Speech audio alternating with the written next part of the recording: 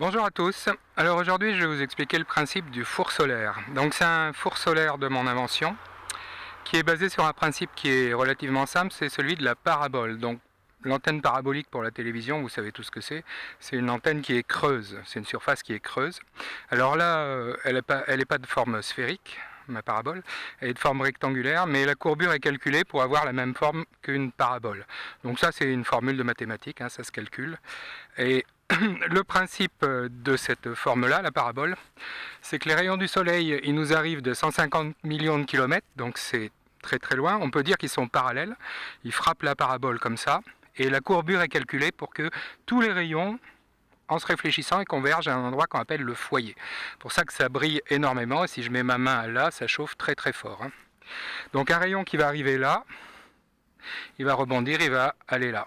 Un rayon qui va arriver là, il va rebondir, il va aller là. Tous font converger au foyer. Donc j'ai calculé la parabole pour qu'il y ait un foyer, une distance focale de 125 cm, 1,25 m. Et la parabole, là, elle fait 2 mètres de large. Alors évidemment, il y a un réglage à faire, parce que la Terre tourne sur elle-même, donc on a l'impression que le Soleil se lève à l'est, se couche à l'ouest. En fait, c'est dû à la rotation de la Terre. Donc le soleil va se décaler dans ce sens-là dans le ciel et l'ombre va se décaler dans ce sens-là. Donc avec ce système-là, c'est très simple. Je peux régler à la fois en hauteur, en faisant comme ça. À différentes heures de la journée, le soleil n'est pas à la même hauteur. Et je peux régler également de l'est vers l'ouest, donc en longitude, pour suivre la course du soleil. Alors là, il faut que j'aligne le système pour être au maximum d'efficacité. Donc il faut que j'essaie de faire disparaître au maximum l'ombre du bâton ici, dans l'angle, voilà. Et là j'ai un maximum de lumière qui vient frapper ici et qui chauffe ici. Alors c'est là que je vais mettre un récipient. Le récipient, il faut qu'il soit de couleur noire, et même il faut peindre dessous en noir mat. Ça, vous l'avez appris en classe de 4e. La lumière, c'est un rayonnement électromagnétique qui contient différentes longueurs d'onde. Et une surface qui est noire va réussir à transformer l'énergie lumineuse en énergie thermique. Donc elle transforme la lumière en chaleur. Donc si on la met là, toute la lumière qu'elle va recevoir, ou au moins en grande partie, va être transformée en chaleur. Ça a beau être noir, il y a quand même un reflet blanc, parce que la surface n'absorbe pas tout, donc elle nous renvoie un petit peu. Mais si je mets à la place une surface blanche, qu'on voit la différence, on est beaucoup plus ébloui par une surface blanche que par une surface noire. Alors il y a également un couvercle, il faut absolument qu'il soit en verre, ce couvercle. Ça permet d'utiliser l'effet de serre. Alors l'effet de serre, c'est parce que la lumière visible va traverser le couvercle, va chauffer l'intérieur, et comme c'est chaud, ça va émettre un rayonnement infrarouge. Le rayonnement infrarouge, lui, va être bloqué par la vitre. C'est le principe de l'effet de serre. Donc en agriculture, on peut faire des serres en verre, en plastique, et faire des cultures en dessous.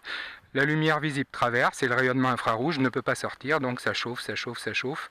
Ça permet d'augmenter la température intérieure d'une serre. Alors malheureusement, pour l'atmosphère, les gaz qu'on émet dans l'atmosphère, le dioxyde de carbone, le méthane principalement, sont des gaz à effet de serre, donc ils vont jouer le rôle de ce couvercle au-dessus de la Terre. Et la lumière visible du soleil va chauffer le sol. Le rayonnement infrarouge devrait s'évacuer vers l'espace. Il va être bloqué par le dioxyde de carbone et le méthane, donc l'atmosphère se réchauffe. Les océans se réchauffent et le climat se dérègle. On parle de réchauffement global ou de dérèglement climatique, sécheresse, canicule, mais aussi tempêtes, ouragans de plus en plus violents. Parce qu'en fait, il y a de plus en plus d'énergie. Cette énergie ne peut pas sortir de l'atmosphère, elle est bloquée par les gaz à effet de serre. Alors moi, je vais mettre de l'eau. Un demi-litre d'eau.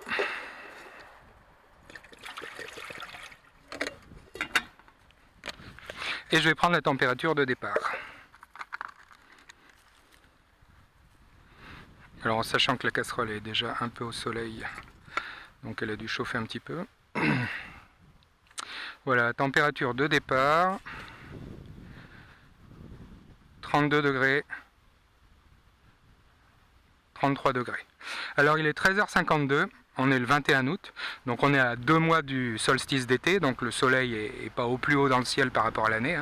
C'est le 21 juin qu'à midi le soleil passe au plus haut. Là on est le 21 août, Et on est presque à 14 heures, donc presque à midi heure solaire. À notre monte, on a 2 heures d'avance sur le soleil. Donc quand il est 14 heures à la monte, il est à peu près midi heure solaire, sachant qu'on est à l'est de la France. On est un petit peu d'avance sur le méridien de Greenwich, donc là on est pratiquement à midi heure solaire. 13 heures, ça doit être 13h45, qu'on est vraiment à midi heure solaire. Et puis on va laisser fonctionner en réglant de temps en temps pour avoir le bon alignement là, l'ombre du piquet qui disparaît, et on va voir combien de temps il faut pour que cette eau puisse chauffer. Alors il est 14h02, donc ça fait à peu près 10 minutes que l'expérience a commencé. Je réaligne de temps en temps, toutes les 5 minutes, je réaligne le système pour qu'il soit bien dans l'axe du soleil. Et si on prend la température au bout de 10 minutes, on obtient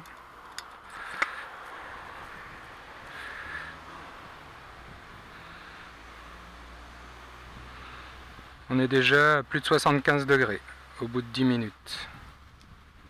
Presque 80.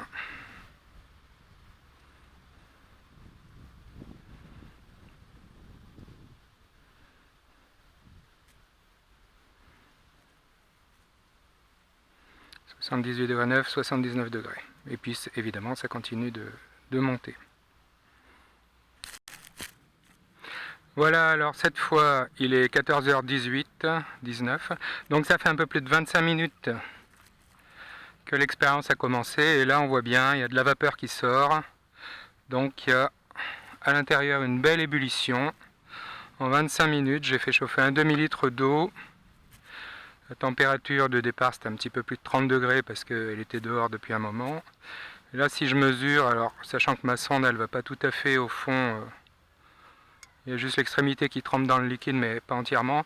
Là j'ai 98 degrés et j'ai une belle ébullition à l'intérieur. 98,4. Voilà, un peu plus de 98 degrés. Si je regarde à l'intérieur, cette fois-ci c'est bon, ça bouillonne. Et c'est bien un bouillonnement qui est dû à l'énergie solaire. Alors si je vous montre quand même comment démonter le système, c'est pas compliqué. Déjà désaligner la parabole avec le soleil pour pas que ça chauffe n'importe où. Et c'est simplement par emboîtement. Donc ça c'était du lest pour avoir la bonne hauteur des deux côtés. Hop. Voilà, donc c'est entièrement en carton avec des rondelles pour rigidifier au niveau des axes. Ici c'est du miroir, c'est du film autocollant qui fait miroir. La formule de la parabole permet de calculer cette courbure là. Tout le reste c'est du carton et de la colle. Le deuxième côté c'est pareil. Les petites ficelles sont là pour ajuster pareil l'angle pour bien viser la casserole. Et les bouts de bois, une fois pliés, voilà la place que ça prend. Les deux éléments de la parabole et le support en bois. Voilà, c'est terminé pour aujourd'hui.